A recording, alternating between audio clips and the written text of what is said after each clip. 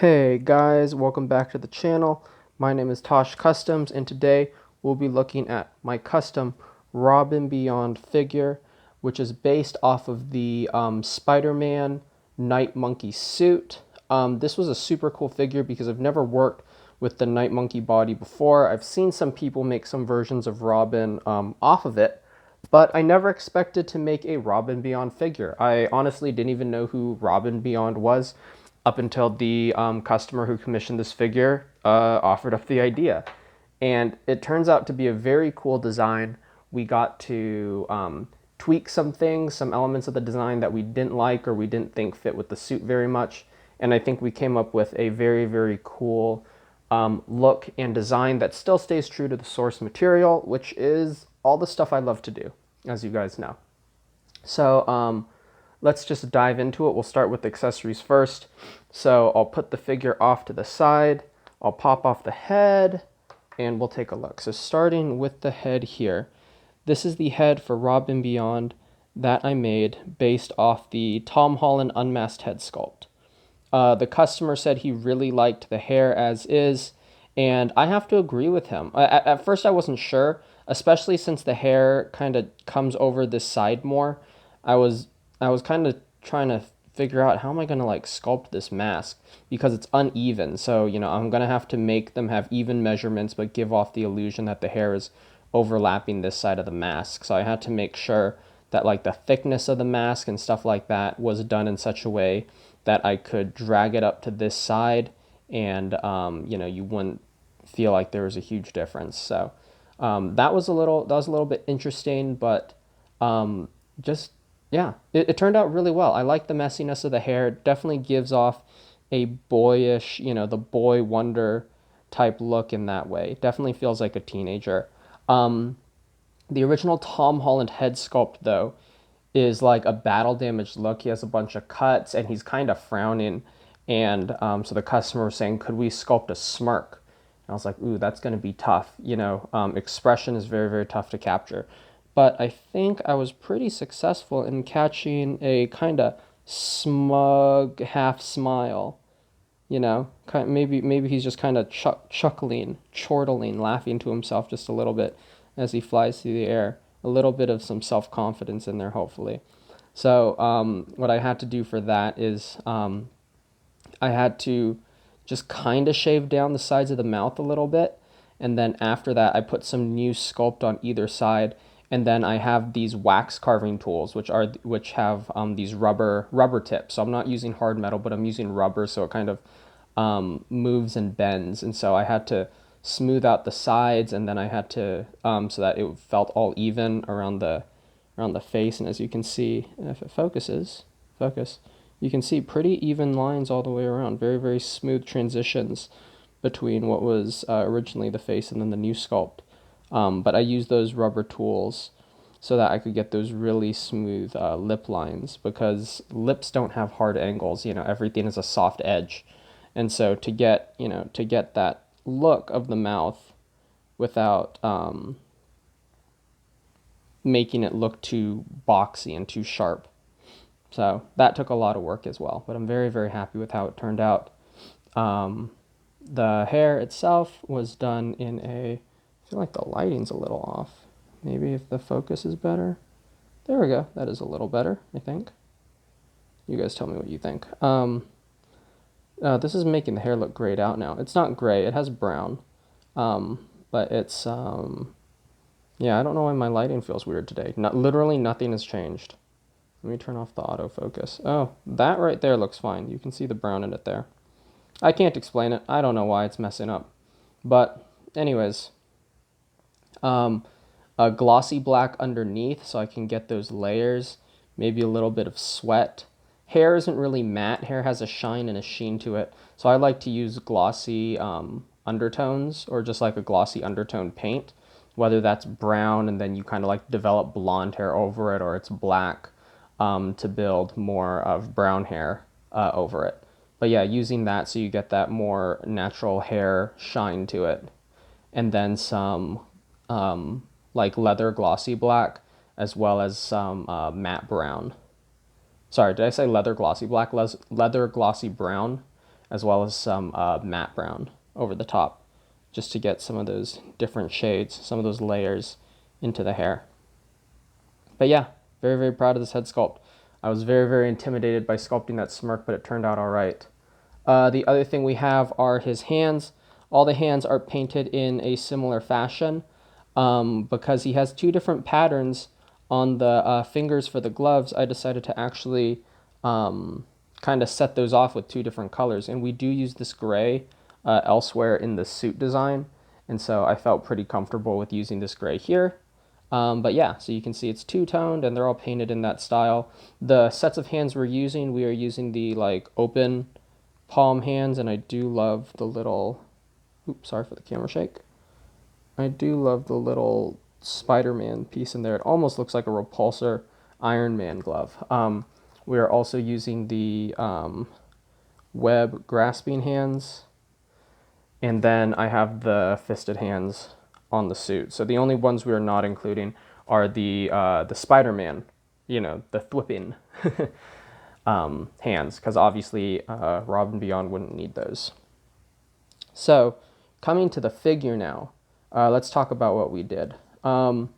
We didn't make any body mods in terms of the internals because the Night Monkey frame is very, very unique. I don't know if there's another figure who uses it, actually.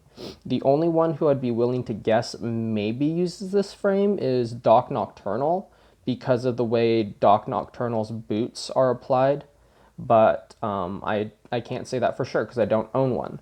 But that's my guess. But other than that, yeah, there's not many interchangeable parts with this guy, and so I just didn't even dive into it. I will say I like that the Night Monkey suit has double jointed elbows. I don't know how a character of this frame gets double jointed elbows, and we can't get it for like the suited figures like Two-Face or John Wick, because this is a very, very small frame. I think he might be a little bit taller than those single jointed figures, but still, in terms of like width of arms, probably about the same. I could maybe bring those in here later for comparison just to see how they all stack up to each other in that segment.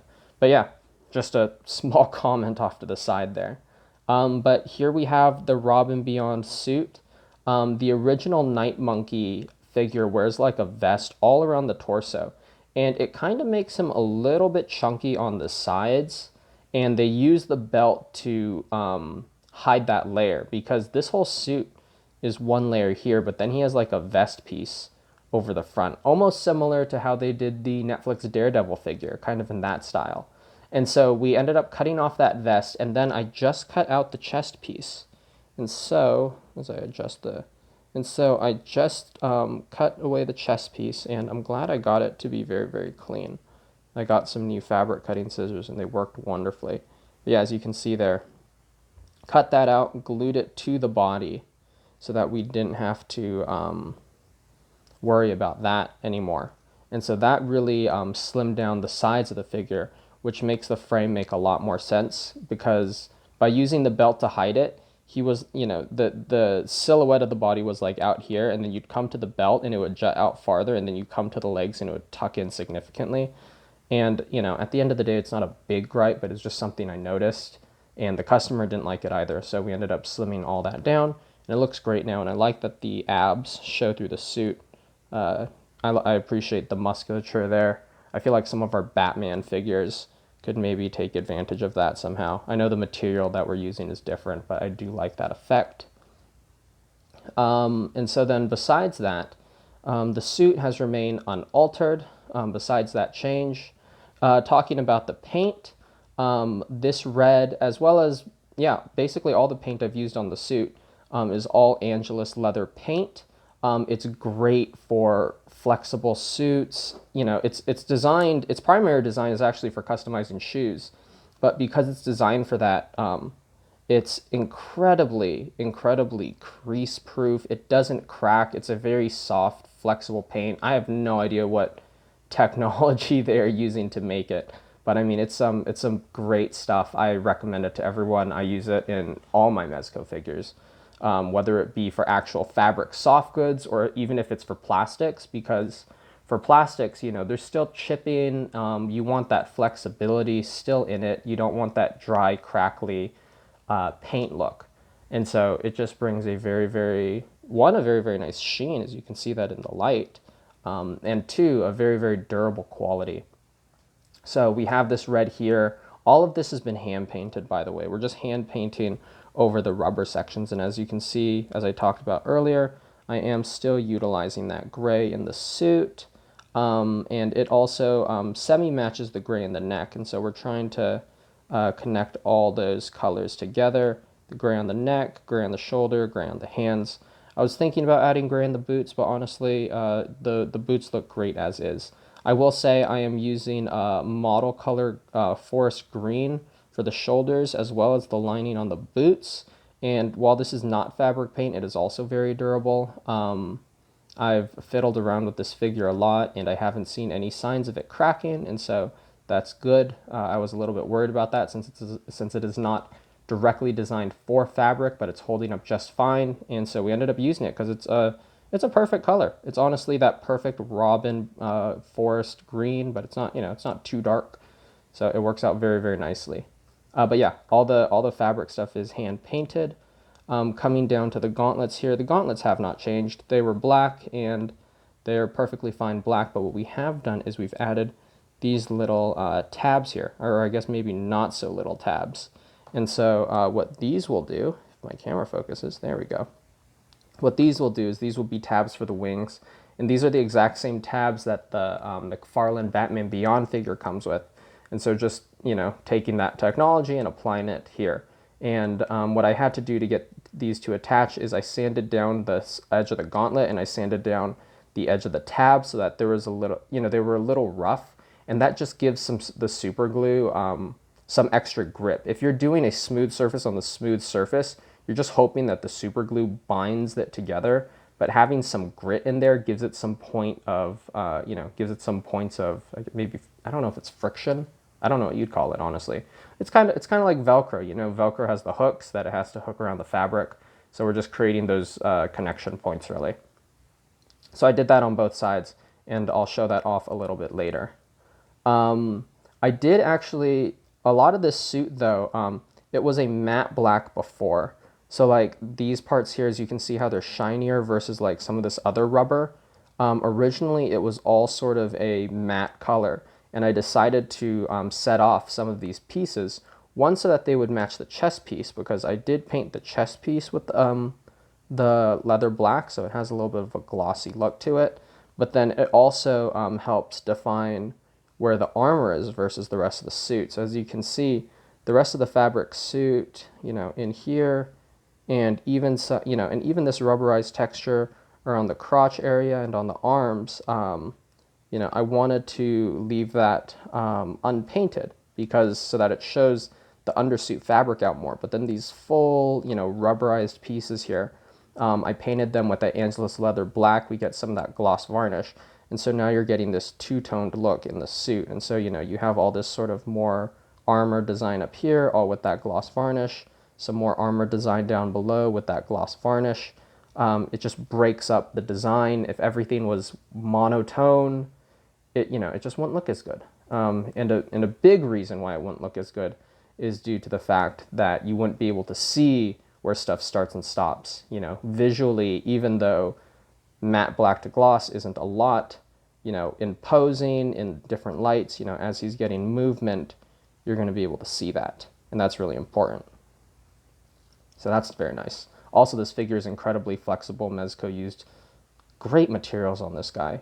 I don't know if it's as easy to replicate in every figure, but yeah, I think the flexibility and the articulation on this figure might honestly be second to none in terms of what Mezco comes with. I don't think I've experienced materials that I'd be so willing to flex and move around and to leave in poses for extended amounts of time. Because this is a very soft fabric, it's not very rubberized, so it's not inclined to creasing. And yeah, I think soft is a great word for it. Some other Mezco materials, you get some pushback from it. These bend so easily. Yeah, it's great. I really really love this guy. I feel like if they had this body and suit just kind of like upscaled a little bit to a more Batman size, it would be maybe the perfect figure. Coming down to the boots, as we talked about before, I did the lining in that green to match the original design. And then coming down here, originally we left it all black because that's basically the way it is in the comics. And I was talking to the customer and we're just like, it looks kind of plain. So we decided to offset it with a little bit of red. So we have some red right there along that split cut boot edge, as well as red along the lining of that, I guess the bottom of the shoes, the bottom of the boots. And, this reminds me kind of Tron-esque. I imagine him running across some futuristic building, and as he runs, you just get a little like bing, some cool light effect. So, yeah, very, very, very fun designing this guy. Imagining him in sort of that neo future cyberpunk-esque setting that Batman Beyond takes place in. But let's come back to the wings now, and I'm also going to move these hands aside. So the wings, these belong to the original McFarlane Batman Beyond figure, and the way they're connected is Batman Beyond, here I'll actually bring the figure in. Batman Beyond has this gigantic circle port in his back, and the wings are basically connected onto this circle port so that they can flex and move, so you can kind of like tuck the wings down. This is actually super hard to remove though. It took a little bit, but I knew it was just pegged in, so I just ripped it out. I wish the McFarlane Batman, it was more of just like a single like plug so that you could just plug the wings in or take them off, because Batman Beyond really doesn't do anything except when he's flying with them, right? So there's no point in having them being able to move. You should just have them be able to switch on and off. Whatever. Anyways, the wings would come out here, you'd lift the arms out and you just tab it in so that they would stay connected nicely. And that's how the Batman Beyond figure works. So I pulled them out, cut them, I measured them to Robin Beyond's body, and then I sliced the wings on either side so that the total length of the wings would be shorter.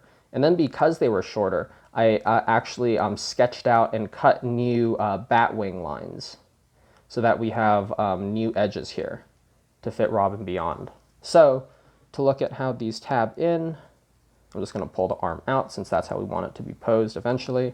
So we have the tab here and that little edge right there. I'm going to set it to a fixed focus for now. Oops, sorry, camera shake. There we go.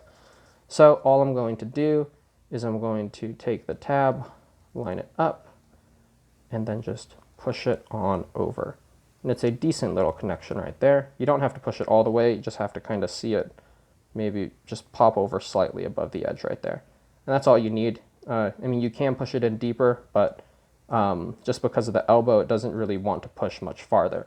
But as you can see, I've measured it out to where maybe rotate the arm a little bit. There we go. You don't want too much of that top of the wing peeking over. But yeah, now that as he stands straight, you can see that that top edge hides right behind the arm, and this sits nicely around the body. And then if you pull the arm directly straight out, this basically lines up exactly with like the side of the body, and that's how I just measured it, so it would be very, very clean. So if we do that to the other side, pull the arm out, basically straight, and we'll take this here, and we will tab it on. Let me find where the tab is. There we go. Tab it on, just like so. Turn the arm a little bit. And now, as you can see, let me change the focus. We have Robin Beyond with his wings out. And I love this. It's such a great thing for posing. Have him do a backflip, glide through the air. I'm really, really happy with how it looked. It lines up nicely with the edge of the body, so there's not really confliction. It's not poking into anything. You just kind of have to line up the edges of the wings there. And also just the angle if you're wanting to do photography for it. So it's not a difficult thing to cut around at all. And I think that looks really, really nice. I'm super, super happy with how that turned out. And another fun fact that I actually just learned today because I was thinking about it, the jet boot pieces that come with the McFarlane Batman actually plug in perfectly to the boot. They don't line up 100%, so, because the McFarlane feet are shaped a little differently, but for most you know, flying poses, to get those rocket boots, this is perfect. I mean, like the plugin is super, super nice, and I know it wasn't intentional, but the feet, you know, the pegs are the perfect size. They're not loose, they don't fall out, they don't wiggle. It doesn't take a lot of force to plug in, so it's not like I'm forcing or stretching that peg hole at all. I mean, yeah, super, super cool. So I will be sending these to the customer as well, so that if he wants to get any flying poses, he can do that. So that was super cool, and that was just a fun little discovery I made today. And I was like, oh, this is awesome. What are the, you know, what are the chances that this is actually how it would turn out? But yeah, so I'm super pumped about that. But without further ado, let's pop these wings off. Let's put them to the side. And let's get into some size comparisons here. And I was talking about getting a single jointed Mezco figure out here. So I will grab, should I grab the Joker? Yeah, I'll grab the Joker since he's in line with it. I mean, I'll grab Joker and John Wick because John Wick is a suited figure. So we can maybe talk about both since I do think the dimensions are different. So give me one sec and we will be, let's get him standing. Let's get him looking at the camera. There we go. We'll be right back. And we are back, and this is crazy. They are significantly taller and significantly wider than Robin, which I know he's a smaller figure, but this is crazy because, you know, you want to talk about room for joints or something like that. They definitely did the double joint on a smaller framed, smaller armed figure. So, Mezco, hate to say it, you have no excuse for the single joints. And I mean, yeah, the single joints get a solid 90, but I mean, you know, 90 compared to almost folding it in half, you know, I mean, this is significantly better, you know, and I would rather this any day. So I don't know why Mezco won't do that. They have their reasons. Who knows? I don't think the reasons are good. But who am I to say? I don't want to ruin any potential for future relationships I have with Mezco because I'm critical of their joints. I love your work, guys, most of the time. So hopefully we're chill. But yeah, these figures stand significantly taller than Robin, as you can see. You know, head's taller, really. So yeah, that was a pretty surprising size comparison. I really thought, especially Joker and Robin, I thought they were going to be a little bit more one-to-one. All that being said, I'm going to move John Wick aside. Mr. Wick. You know, you could probably set up a very, very good Return of the Joker scene. And I know Robin Beyond isn't in that. But, you know, still, if you're trying to put together a cast, you know, size-wise, if you ever made one of these for yourself, this would be really, really good together. And then, because we need to, we also have Batman Beyond here. And, you know, in classic McFarlane fashion, he just towers over the other two, and his feet aren't flat right now. If I can get him to stand. Please. Please, my guy. He doesn't want to work with me right now. I don't really own too many McFarlanes. There we go. The pose is a little awkward, but you get the idea. Yeah, way, way taller than both the Joker and Robin. So I don't think these two necessarily scale very well. I sold my Mezco Batman Beyond about like 2 or 3 years ago, so there's no way I'd be able to do a size comparison of that. But I'm sure the Mezco Batman Beyond will scale a little bit better because I do believe he was slightly smaller than the normal Batman figures, if I remember correctly. He was on a very similar frame to the Moon Knight body, I think the Daredevil body, and even the Black Bolt body. I think they all used a very similar frame, so should just stand ever so slightly smaller than your normal Batman-sized figures. So Batman Beyond would probably just stand a little bit taller than him, and then normal Batman would probably just stand a little bit taller. Speaking of Batman, I do have my Rebirth style Batman here, and they scale pretty nicely together. Height-wise, as you can see, Batman is definitely taller. He's still looking down if we stand him straight, but not by much. So I think this is a pretty good teenager to adult comparison right here. Also, I realized I did not talk about this. I did sculpt this Robin symbol. This is not hand painted on here. So what I did was I actually sculpted a very, very tiny circle, which required a lot of sanding at the end of it. So I basically just pressed a very, very thin piece of sculpt onto onto the top of a bottle cap, actually, because it was easier to manipulate a bottle cap than a piece of wax paper. So I just pressed it down super, super thin, and as you can see here, the Robin badge is not very thick at all. Even, let me get it to focus. Focus? Maybe I'm too close. There we go. As you can see, the Robin symbol compared to the black part of the symbol is paper thin. So this whole thing has very, very little, it doesn't stick out much at all. So it fits perfectly with the suit. But yeah, so I had to press that very thin piece of sculpt down, and then once it was hardened, I pulled it off, and then it was just using a sanding file to create that, perfect circle or near perfect circle. And then after that, I sculpted the Robin symbol over it and let that Robin symbol harden. And part of sculpting that Robin symbol was actually having to clean up the edges, especially this little tail of the R here that comes off the side. Getting that to, just using my X-Acto knife to sharpen that point out. And then after it was hand painting the yellow and hand painting the black. But I'm very, very happy with how that turned out.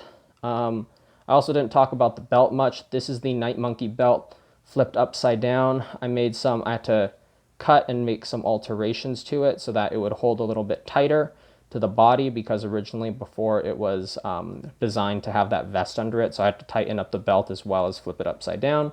And then I sculpted the, that circle.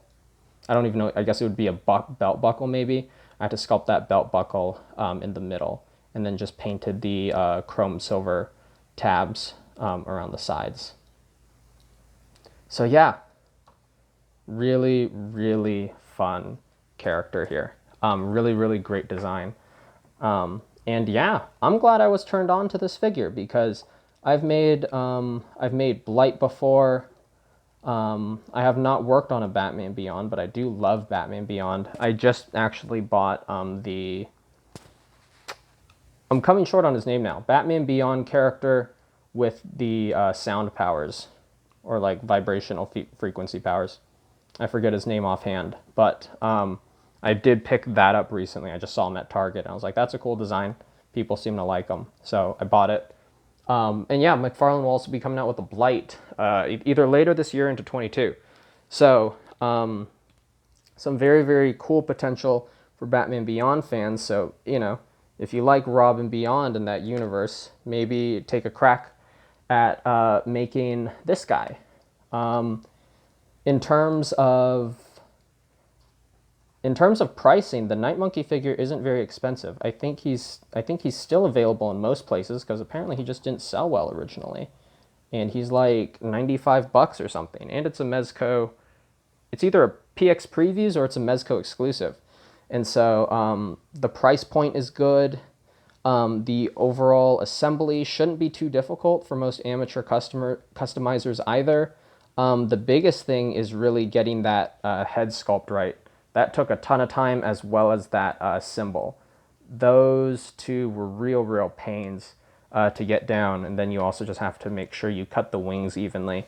To make sure I cut the wings evenly was I sketched one out first. So I sketched one like this, and I cut it. And then after that, I lined up the second wing over it, and just, sketched that line across the side, and then cut this one. So they're pretty near copies of each other. But yeah, I think that's about it.